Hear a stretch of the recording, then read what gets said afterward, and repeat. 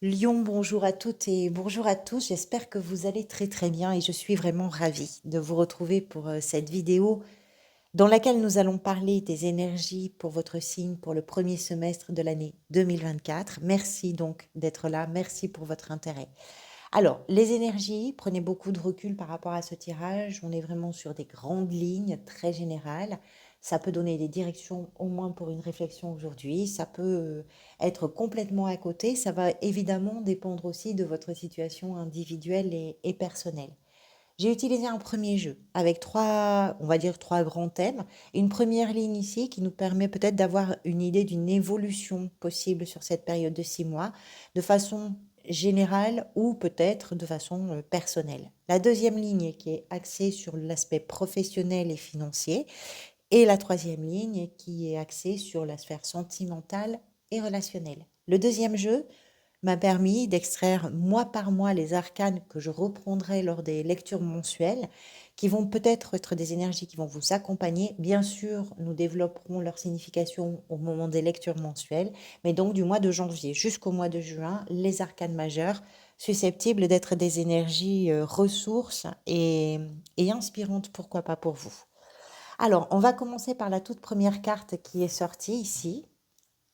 C'est le 8 de denier, qui est un petit peu, on va dire, l'énergie clé de votre évolution sur ce semestre. L'énergie clé, c'est une énergie de labeur, d'effort, de travail, que ce soit un travail réel ou un travail sur vous, de concentration, d'engagement, parce que vous visez à une amélioration de façon très générale. Alors, bien sûr, ça peut être professionnel, bien sûr, ça peut être également dans vos relations, ça peut être dans tout ce que vous vivez, mais peut-être aussi que c'est une évolution pour vous, vous avez envie d'améliorer des choses pour vous déjà, et ça va aussi vous demander de faire quelques efforts, de retrousser véritablement vos manches. Le 8, la carte de la 8 de denier, celle qui vient après, c'est la réalisation de ses souhaits. C'est la 9 de denier. On est vraiment sur une période de grande satisfaction.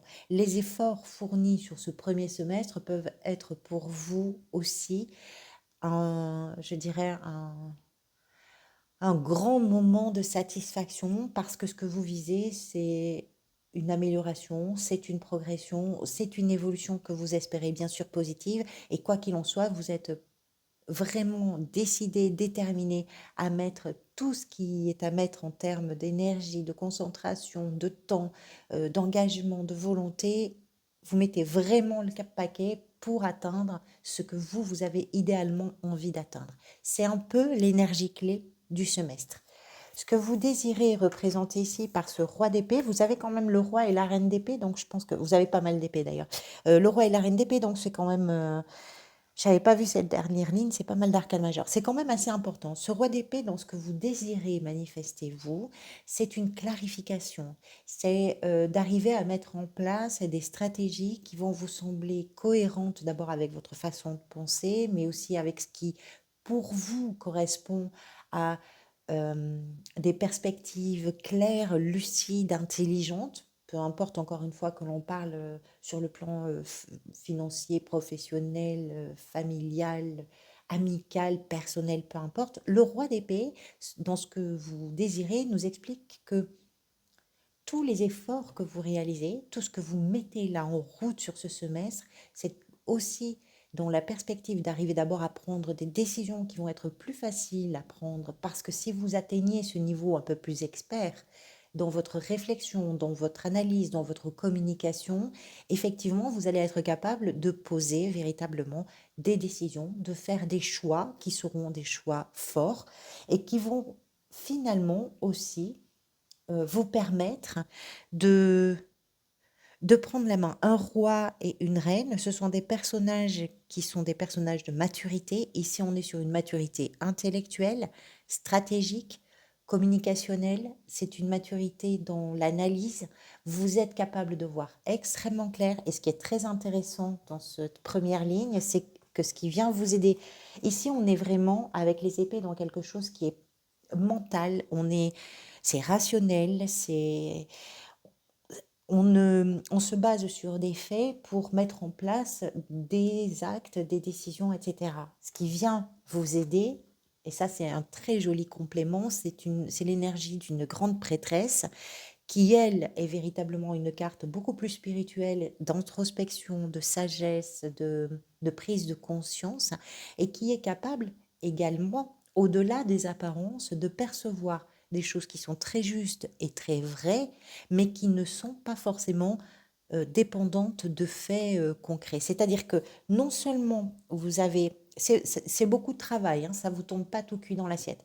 Mais si vous vous y mettez réellement, l'évolution possible pour vous, ça va être d'abord de voir clair de façon très concrète et très réelle et factuelle, et en même temps d'avoir une intuition, une capacité de perception totalement hors norme quelque part, qui va vous permettre d'avoir encore plus de, je dirais, d'intelligence, parce que dans vos prises de décision en tout cas. Pourquoi?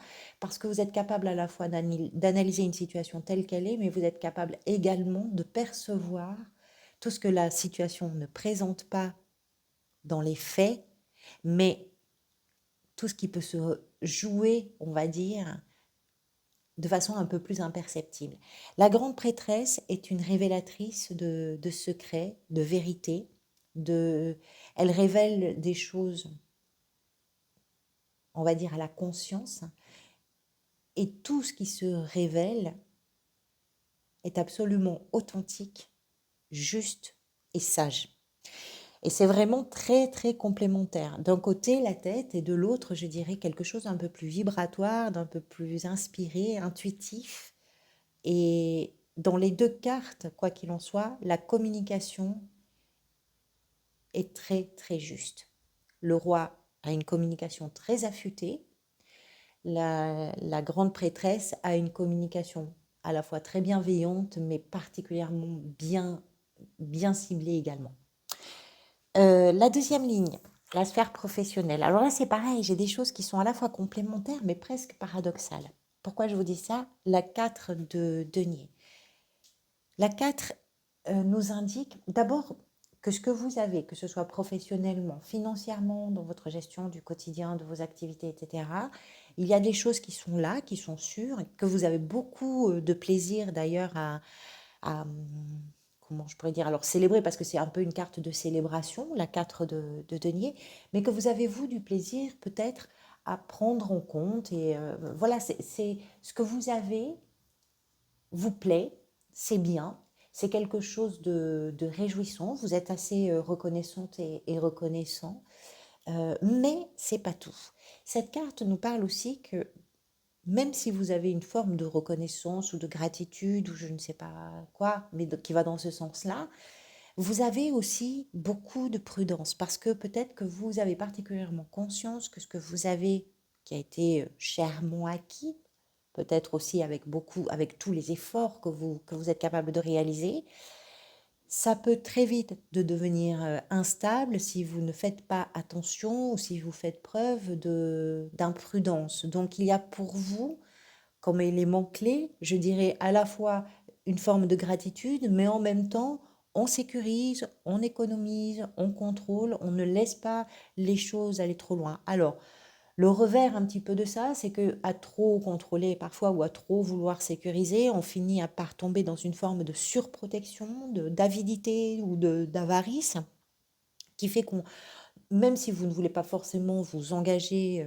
au point de vous déstabiliser, ce qui est tout à fait logique, il y a aussi une petite, pas une alerte, mais il y a aussi le revers qui dit attention de ne pas non plus tomber dans l'excès de précaution, de prudence, de pas tout verrouiller non plus. Ce que vous désirez, vous, et c'est là que c'est assez étonnant, parce qu'ici on sent quand même qu'il y a ces notions de protection, le cavalier de bâton représente une énergie qui, elle, par contre, part vraiment à l'aventure. Ce que vous désirez, c'est ça, c'est découvrir, c'est aller chercher des choses nouvelles, c'est vous lancer véritablement dans des projets ou dans un projet, mais qui va vraiment vous ouvrir plusieurs portes possiblement. Ce cavalier est dans une dynamique très active qui est, je dirais, en quête d'inconnu. Alors l'inconnu, oui, ça peut aussi pour certains et certaines d'entre vous, se concrétiser par un déplacement, par un déménagement, par quelque chose qui s'exporte à l'étranger ou qui dépasse un petit peu les frontières de ce que vous connaissez habituellement. Ça peut même vraiment vous amener un peu plus loin. Ça peut également vous permettre de vous mettre en lien avec un autre pays, pourquoi pas, ou de développer des choses un petit peu en dehors de, même si ce sont des frontières et qui ne sont pas des frontières terrestres, mais de vos propres limites en tout cas à vous, et d'aller vers des choses qui vous sont totalement inconnues. Et c'est vraiment dynamique, c'est vraiment enthousiasmant, c'est sans doute aussi très passionnant. Vous avez envie de vous engager, vous avez envie de foncer, vous avez envie de... Il y a une envie en tout cas de pouvoir se réjouir de ce que l'on fait, aimer ce que l'on fait et découvrir tout un tas de choses. Ce qui est étonnant avec cette énergie de, on va dire, de prudence. On a quelqu'un là qui n'est absolument pas prudent ou prudente. Et ça, c'est ce que vous voulez. Alors, c'est pas contradictoire complètement parce que vous pouvez tout à fait avoir véritablement envie de découvrir plein de choses et peut-être que ce que vous apprenez là durant ce semestre, c'est justement à protéger aussi ce que vous avez, qui est sûr, qui est rassurant, qui est confortable pour vous en tout cas. Ou bien c'est justement, bah, peut-être, pourquoi pas, de vous sortir de... C'est peut-être ça aussi, cette évolution, de vous sortir un petit peu de cette forme de prudence, d'économie et de contrôle et d'ouvrir des portes. De, allez-y, c'est peut-être ça votre, votre situation professionnelle, financière. Ça peut être dans le cadre d'une activité que vous êtes en train d'exercer, ça peut être dans votre recherche d'emploi, dans votre gestion du quotidien ou des loisirs, ça va dépendre bien sûr. La carte de la reine d'épée ici vient dans la position de ce qui peut professionnellement venir vous aider. On retrouve le féminin de ce roi d'épée. Donc la communication, particulièrement bien maîtrisée, particulièrement juste, particulièrement structurée, efficace, vraiment. Le fait également peut-être de vous diriger ou de faire les choses de telle sorte que c'est vous qui prenez les décisions, c'est vous qui tranchez, parce que vous êtes sur un niveau, je dirais, à la fois d'autonomie et d'indépendance professionnellement, un niveau qui vous permet justement de pouvoir valider, invalider, choisir, décider, etc. La communication semble vraiment un élément clé sur ce semestre pour vous. Alors professionnellement aussi, peut-être que vous exercez un métier dans enfin, de communication. On peut retrouver ça bien sûr dans plein de domaines. Mais si c'est le cas, si votre métier est en grande partie, on va dire, soutenu par une communication, elle est particulièrement efficace avec une reine d'épée. Efficace, visionnaire, indépendante, tranchante aussi. Ce qui pourrait en découler que vous ne voyez peut-être pas arriver pour l'instant, mais de positif, je ne vous ai pas dit cette carte-là, c'est étonnant que je l'ai... Non, d'ailleurs, c'est pas très étonnant, on va y revenir. Ce qui pourrait en découler pour vous, c'est que c'est la 3 de bâton. La 3 de bâton, c'est très étonnant que j'ai complètement écarté cette carte, mais ça ne m'étonne pas vraiment. La 3 de bâton, c'est une carte qui nous explique que dans le professionnel, ce que vous ne voyez peut-être pas arriver, mais qui pourrait vraiment en découler, c'est des perspectives nouvelles.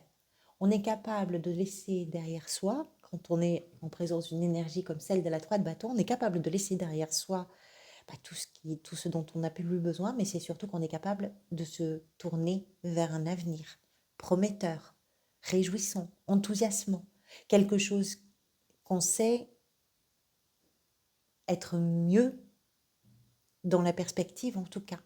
Vous mettez peut-être, pourquoi pas, vous mettez peut-être en place quelque chose avec beaucoup de prudence toujours, mais vous mettez peut-être quelque chose en place qui va vous permettre justement de sortir d'un conditionnement et qui va vous permettre bah, de, de vous développer, de grandir autrement et ailleurs. Alors, on va revenir à cette fameuse carte que j'ai totalement, pardonnez-moi, je vais ramasser cette 3 de bâton, que j'ai totalement écartée sur le développement un peu personnel et général, qui est la 9 d'épée, qui représente ce qui pourrait arriver, que vous ne voyez peut-être pas encore. Dans votre développement un peu personnel et général ici, avec ce roi d'épée, donc, et cette grande prêtresse très intuitive. Les efforts que vous faites, tout ce que vous êtes en train de réaliser, et encore une fois, quel que soit le domaine concerné, c'est ce qui va vous permettre aussi de sortir d'une période un peu cauchemardesque.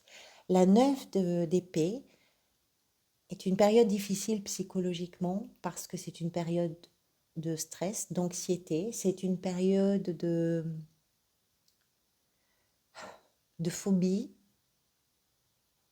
d'inquiétude, véritablement.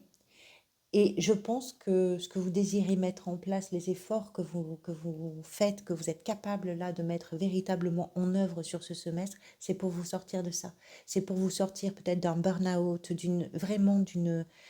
d'un moment où vous étiez absolument fatigué psychologiquement et peut-être même physiquement. Parce que ça éprouve aussi quand le mental ne va pas bien du tout, c'est aussi éprouvant physiquement, on accumule de la fatigue parce que les nuits sont mauvaises, parce que, et du coup il y a une grande fatigue et je pense que là, en tout cas, ce que vous mettez vous en place sur ces 6 premiers mois, c'est tout ce qu'il faut mettre en place justement pour vous sortir de ça. C'est là que c'est intéressant ici, à la fois cette forme de prudence, peut-être que vous avez pleinement conscience que les choses sont fragiles d'une façon ou d'une autre, et que parfois il faut savoir aussi prendre soin de ce que l'on a parce que tout peut basculer, mais également votre soif de découverte, votre soif d'aventure quelque part, ben, c'est quelque chose qui vous emporte.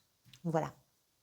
Alors, dans la sphère sentimentale, relationnelle, émotionnelle, qui peut effectivement pour vous cibler une relation ou bien se décliner sur vos relations d'une façon générale, on va commencer par l'arcane de la mort, qui est véritablement une carte de métamorphose. Quelque chose pour vous est susceptible véritablement de se transformer, ou bien vous, dans une situation ou dans une relation, vous êtes susceptible véritablement de vous transformer.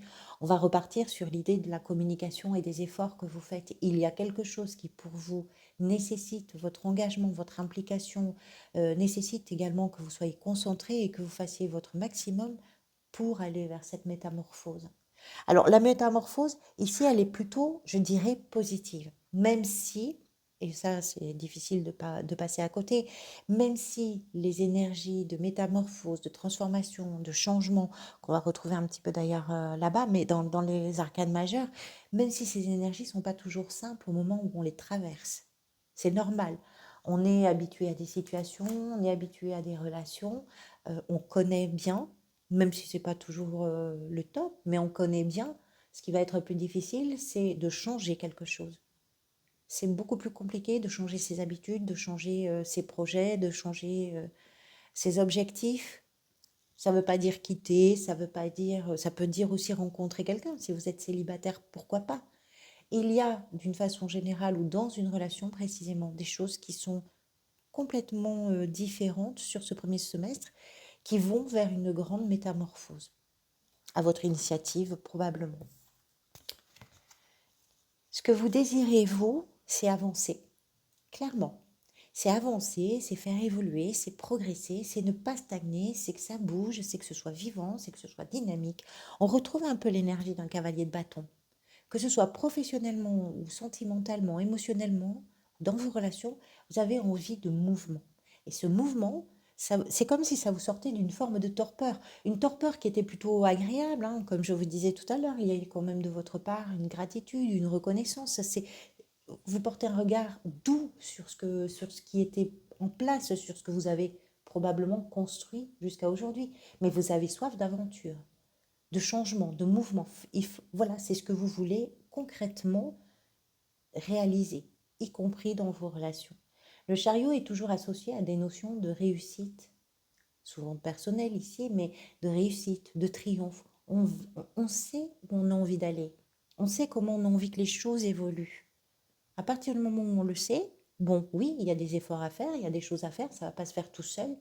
Mais quand on a vraiment envie, quand on est déterminé, quand on est motivé, c'est ce que dit cette carte-là, en tout cas cette énergie-là, les choses se font. La machine se met en route. Ce qui peut venir vous aider, c'est représenté par l'étoile. Alors, je ne vois pas de drame dans ce tirage particulier. Ça ne veut pas dire qu'il n'y en a pas.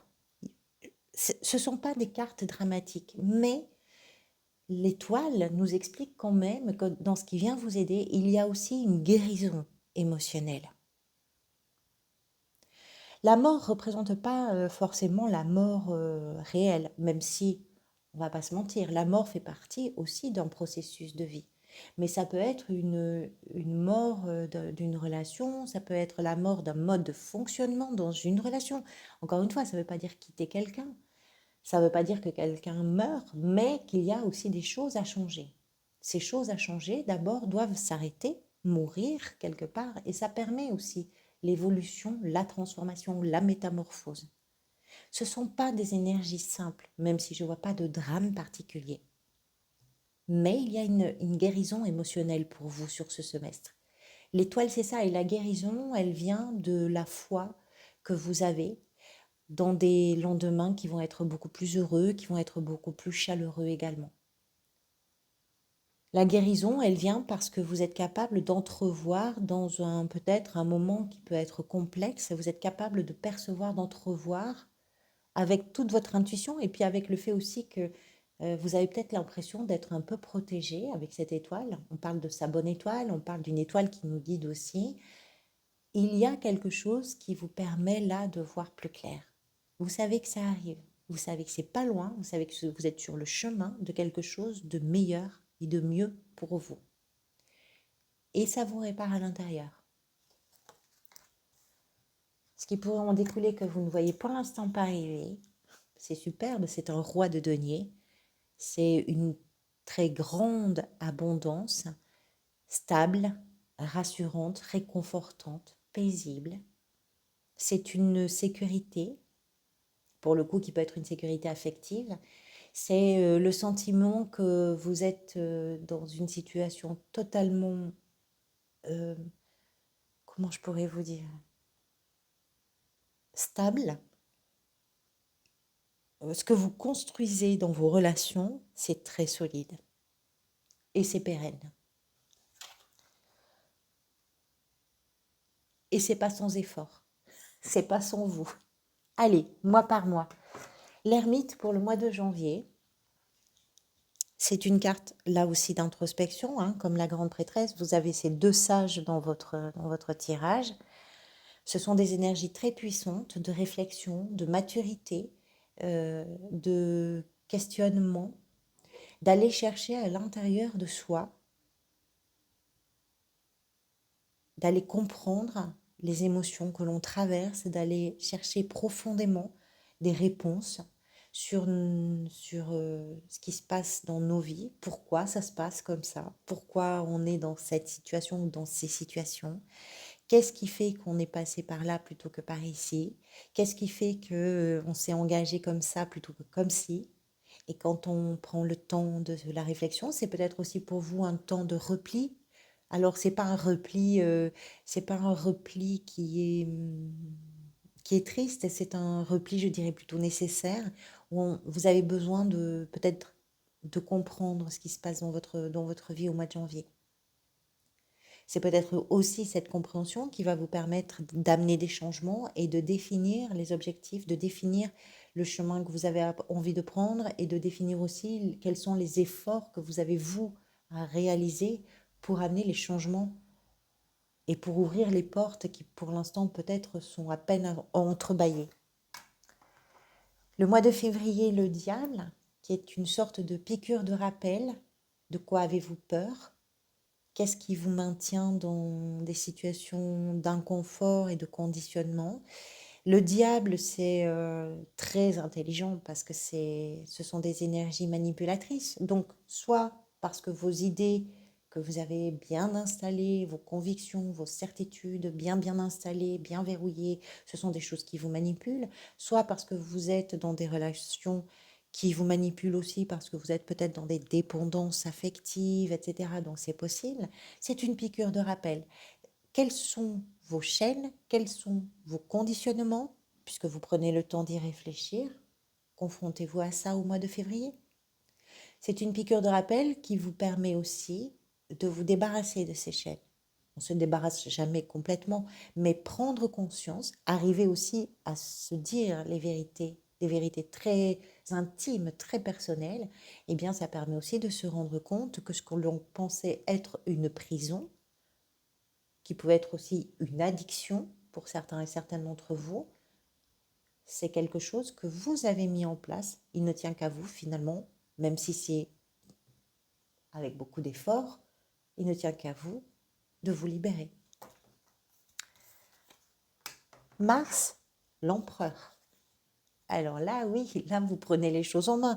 Là, le roi et la reine d'épée, on y va. Hein. L'empereur, c'est une énergie qui en impose beaucoup parce que c'est un personnage qui est au sommet, on va dire, de la pyramide. C'est celui ou celle qui prend les décisions. C'est un bâtisseur ou une bâtisseuse.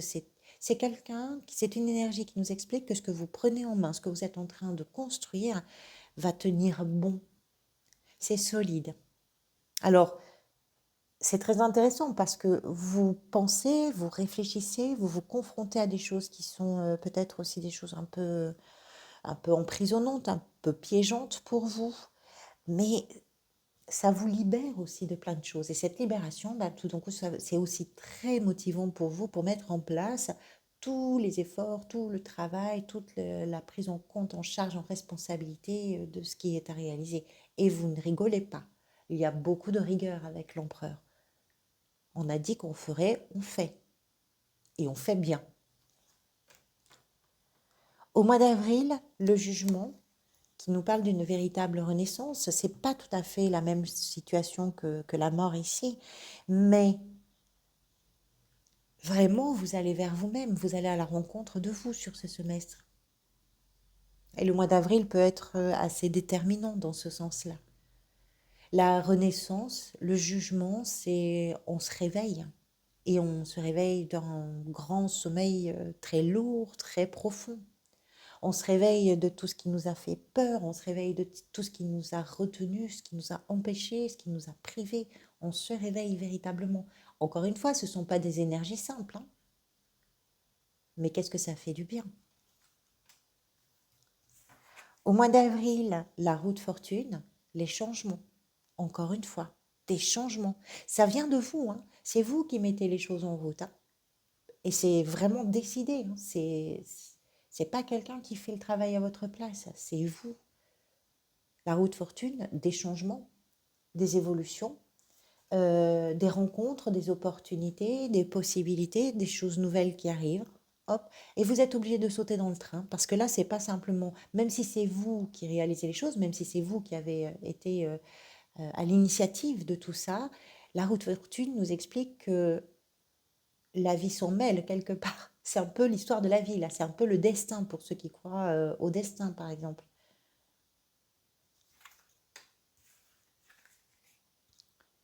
Mais avec des opportunités et des choses positives. Le mois de juin, le pendu, bon, ouais, tous ces changements amènent aussi peut-être chez vous une nécessité de considérer un peu les choses. Les choses bougent. Vous allez être obligé de bouger, vous aussi. Le pendu, c'est ça. C'est qu'est-ce qui bloque chez vous? Qu'est-ce qui fait barrage? Puisque les choses évoluent et puisque vous voulez les voir bouger en plus, peut-être que ce serait bien de commencer par bouger simplement un curseur à l'intérieur de vous pour vous permettre de pouvoir poser un regard différent. Ce regard différent va permettre de pouvoir appréhender une situation différemment, de pouvoir agir différemment, penser différemment et vous permettre aussi, encore une fois, de vous libérer de tout ce qui pourrait être peut-être anxiogène. Mais ce n'est pas une carte de souffrance, le pendu, c'est simplement où sont les blocages, qu'est-ce qu'on en fait? Est-ce qu'on reste assis devant et on attend? Bon, bah, si on fait ça, il ne se passe rien. Est-ce qu'on les observe, on essaie de les comprendre? Et si on essaie de les comprendre, est-ce qu'on ne peut pas faire les choses un peu différemment? C'est ça le pendu. C'est une invitation au dépassement. Voilà pour vous, Amilion. Merci beaucoup pour votre présence et puis pour votre bienveillance. Je vous retrouverai pour d'autres vidéos bientôt. Prenez soin de vous, prenez soin des gens que vous aimez, bien sûr, dans les conditions qui sont les vôtres, donc peut-être du mieux possible. Et c'est déjà très bien. Et puis, profitez de l'instant présent qui est si précieux. À bientôt!